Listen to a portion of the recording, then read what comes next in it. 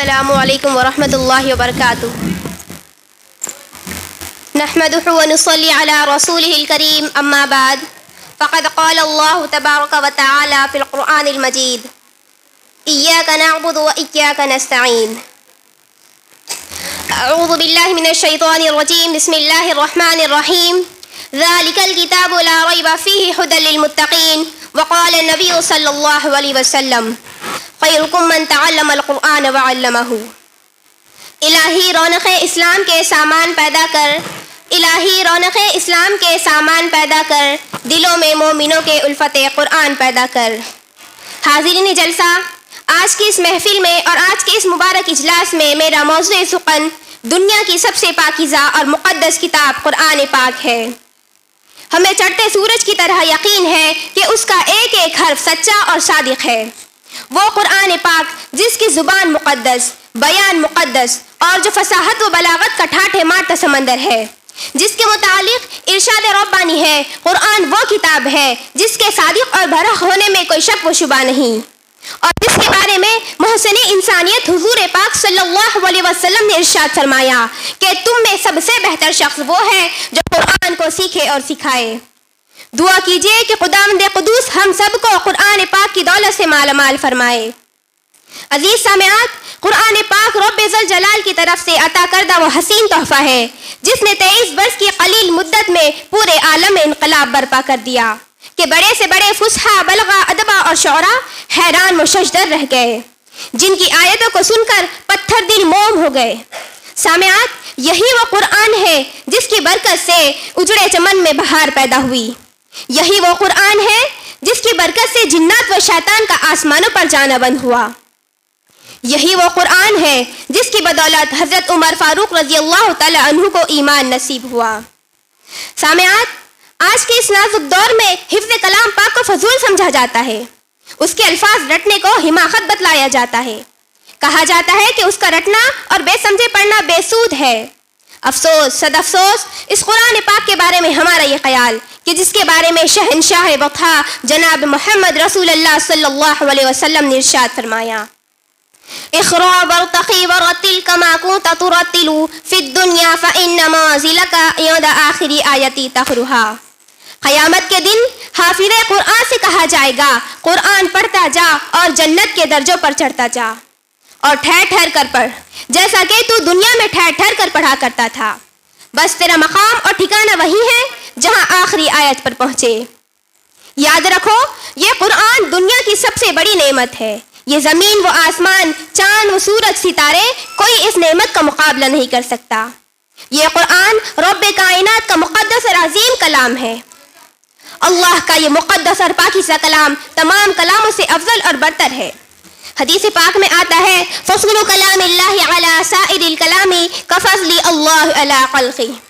اللہ کے کلام کو سب کلاموں پر ایسی ہی فضیلت ہے جیسی کہ خود حق تعالی شانہ کو تمام مخلوق پر اللہ کا دلارا اور خدا کا پیارا نبی ارشاد فرماتا ہے کہ جس نے قرآن پڑھا اور اس پر عمل کیا، اس کے والدین کو کل قیامت کے دن سورج سے بھی زیادہ روشن تاج پہنایا جائے گا.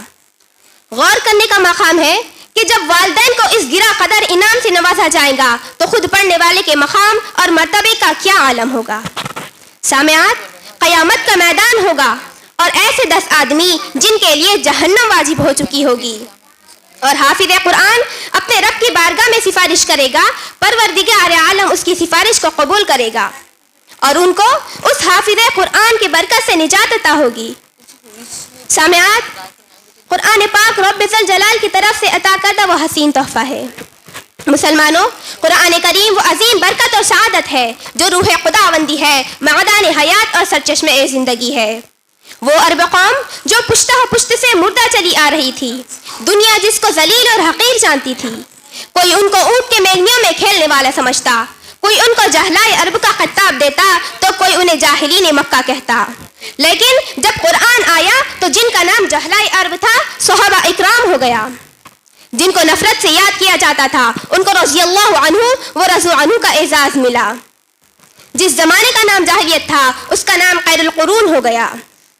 وہ مردہ قوم جو کروٹ نہیں لے سکتی تھی، طاقت و قوت سے ایسی لیس ہو گئی کہ جس نے قیصر و کسریٰ کا غرور خاک میں ملا دیا. بڑی بڑی سلطنتوں اور حکومتوں کا تختہ الٹ دیا۔ سامعات، قرآن آیا تو زمان و مکان میں زندگی آئی، قرآن آیا تو توحید ملا، ایمان ملا، قرآن آیا تو مذہب اسلام پھیلا، قرآن آیا تو اجڑے چمن میں بہار پیدا ہوئی۔ مگر افسوس، صد افسوس، اس قرآن کے دامن مقدس کو ترک کر دیا، ہم نے اس کی پاکیزہ تعلیمات کو بھلا دیا۔ نتیجہ یہ ہوا کہ وہ مسلم قوم جس کے سر پر عزت و رفعت کا تاج تھا، ذلت و رسوائی کے غار میں جا گری۔ وہ قوم کامیابی جس کے آگے بڑھ کر استقبال کرتی تھی، ناکامی اس کا مقدر بن گئی ہے۔ وہ قوم جس کی ایک آواز پر افریقہ کے جنگل میں رہنے والے خونخوار درندوں نے میدان خالی کر دیا تھا، لیکن آج ایک چونٹی بھی اس کا حکم ماننے کو تیار نہیں۔ وہ قوم جس نے کبھی حکومت و سلطنت کا فریضہ انجام دیا تھا، آج غلامانہ زندگی بسر کر رہی ہے۔ وہ قوم جس کے ماضی روشن اور تابناک تھا، حال و مستقبل اس کا تاریک ہے۔ حاضرین جلسہ، جانثار صحابہ اکرام کے کتب خانے میں قرآن پاک کے علاوہ کوئی کتاب نہ تھی، اسی کو لے کر وہ آگے بڑھے اور کامیابی ان کے قدم چومتی چلی گئی۔ وہ قرآن ہی تھا جس کی برکت سے بدر کے میدان میں 313 نے مکے کی قسمت پلٹ دی۔ آج ہم ہیں کروڑوں میں، مگر دوسری قومیں ہم پر سوار ہے۔ جان ہماری محفوظ نہیں، مال ہمارا محفوظ نہیں، عزت و آبرو سے ہماری کھلواڑ ہے، نہ ہمارے مساجد محفوظ ہے، نہ ہمارے مدارس محفوظ ہے، ظلم و ستم کی چکی ہمارے لیے گھوم رہی ہے۔ مسلمانوں، ایک دور وہ تھا کہ مسلمانوں کا مقابلہ حامان بن ولی سے ہوتا ہے۔ اس دشمن خدا اور دشمن رسول کے پاس طاقت اور قوت ہے۔ 60,000 فوج کا لشکر جرار ہے، مسلمانوں کی فوج 10,000 ہے، اور اسلامی فوج کی کمانڈر حضرت خالد ابن ولید رضی اللہ تعالیٰ عنہ ہے، اور مسلمانوں کو اس کا بھی علم نہیں کہ دشمن کے پاس کتنی فوج ہے۔ مشورہ ہوتا ہے کہ حضرت خالد بن ولید سے کہا جاتا ہے کہ آپ 300 آدمی لے کر جائیں اور پتہ لگائے کہ دشمن کی فوج کہاں ہے، اس کی تعداد کتنی ہے اور ان کے پاس سامان کیا کیا ہے۔ صحابی رسول اللہ صلی اللہ علیہ وسلم کی ایمانی قوت دیکھیے، فرماتے ہیں کہ ہمیں 300 کی ضرورت نہیں، ہمارے ساتھ صرف 30 آدمی ہی کافی ہے۔ صحابہ عرض کرتے ہیں کہ آپ کی قوت ایمانی آپ کو مبارک ہو، مگر یہ دنیا دار الاسباب ہے، 30 آدمی کچھ نہیں ہوتے، کم از کم 60 آدمی لے کر جاؤ۔ چنانچہ 30 آدمیوں کو اور اضافہ کر دیا گیا، اور اسلامی فوج کا یہ مختصر سا قافلہ آگے بڑھا، اور چند میل کے فاصلے پر معلوم ہوتا ہے کہ ادھر دشمن کے لشکر ہے اور اس کی تعداد 60,000 ہے۔ خالد ابن ولید کی ایمانی حرارت جوش میں آئی اور فرمایا کہ ادھر منتظر صحابہ اکرام کو اطلاع کی ضرورت نہیں، ان سے مقابلے کے لیے ہم ہی کافی ہے۔ سب نے یک زبان ہو کر کہا کہ ہمیں شوق شہادت ہے، جب شہادت سامنے ہے تو دشمن کی کثرت تعداد سے پرواہ کیا ہے۔ اسلامی فوج کے کمانڈر حازم صف بناتا ہے، اور دوسری طرف حامان بن ولی اپنے لشکر سے آگے بڑھتا ہے اور کہتا ہے کہ ہم تو سمجھتے تھے کہ مسلمان قوم بڑی سمجھدار ہے، لیکن معلوم ہوتا ہے کہ تم تو احمق ہو، 60,000 سے لڑنے کے لیے 60 آدمی لے کر آئے ہو، جاؤ ہم تم پر رحم کھاتے ہیں، اور 2 بورے کھجور اور چند اشرفیہ دے دیتے ہیں، کیوں اپنی جانوں پر ظلم کرنے آئے ہو، یہاں سے چلے جاؤ۔ سامعات، جگر پر ہاتھ رکھیے اور سنیے کہ حضرت خالد بن ولید رضی اللہ تعالیٰ عنہ فرماتے ہیں کہ تو واعظ بن کر آیا ہے یا کمانڈر بن کر آیا ہے؟ تجھے شرم نہیں آتی؟ اپنی بزدلی کو واعظ کے پردے میں چھپاتا ہے۔ ارے تم میں لڑنے کی طاقت و قوت نہیں۔ حامان بن ولی اسلامی مجاہد کے اس للکار کو سن کر جوش میں آتا ہے اور فوج کو حکم دیتا ہے کہ پکڑ لو ان 60 آدمیوں کو۔ چنانچہ 60,000 کا حملہ ہوتا ہے اور صحابہ اکرام ان میں گھس جاتے ہیں۔ راوی کہتا ہے کہ خدا کے وہ جاباز سپاہی گھستے ہوئے تو نظر آئے کہ پھر نہیں پتا کہ وہ کہاں ہیں، سوائے تلواروں کی چمک اور کھچاکچ کی کچھ نظر نہ آتا۔ صرف 3 گھنٹے میں جنگ کا فیصلہ ہوتا ہے۔ تاریخ شاہد ہے، زمین و آسمان گواہ ہے کہ 60 نے 60,000 کا منہ پھیر دیا۔ کسی نے سچ کہا ہے، وعدہ غلبہ ہے مومن کے لیے قرآن میں، وعدہ غلبہ ہے مومن کے لیے قرآن میں، پھر جو تو غالب نہیں کچھ ہے کسر ایمان میں۔ سامعات، میں پوچھنا چاہتی ہوں کہ وہ کون سی چیز تھی جس نے صحابہ اکرام میں یہ طاقت اور قوت پیدا کی؟ سامعات، یہی وہ قرآن پاک تھا جس کی برکت سے ایک پر ایک بھاری ہو گیا۔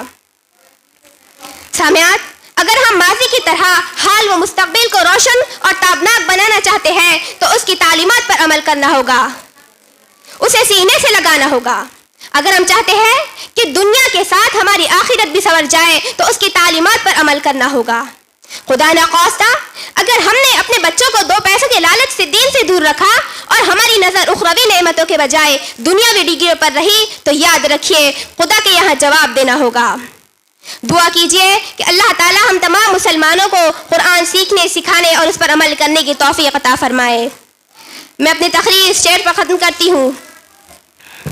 ہر لفظ کو سینے میں بسا لو تو بنے بات، ہر لفظ کو سینے میں بسا لو تو بنے بات، تاخوں میں سجانے کو یہ قرآن نہیں ہے، وما علینا الا البلاغ۔